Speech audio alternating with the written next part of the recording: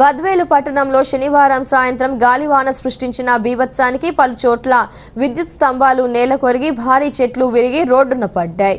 ముఖ్యంగా బద్వేలు పట్టణంలోని అమ్మవారిశాల వీధిలో ఓ ఇంటి గోడ కూలి మహిళకు తీవ్ర గాయాలు కాగా, అలాగే పోరుమామిళ్ళ రోడ్డులో ఆటోపై విద్యుత్ స్తంభం కూలడంతో పెను ప్రమాదం తప్పింది.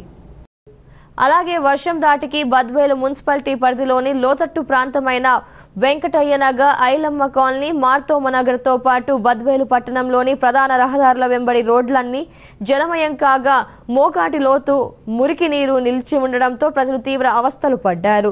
స్థానిక పోరుమామిళ్ళ రోడ్డులోని మంగళ వీధి సమీపంలో గల ఆంజనేయ స్వామి గుడి ఆవరణంలోని 3వ విద్యుత్ స్తంభాలు నేలకొరిగి తీగలు తెగిపోయాయి. అలాగే 3వ విద్యుత్ ట్రాన్స్ఫార్మర్లు సైతం ధ్వంసం అయ్యాయి.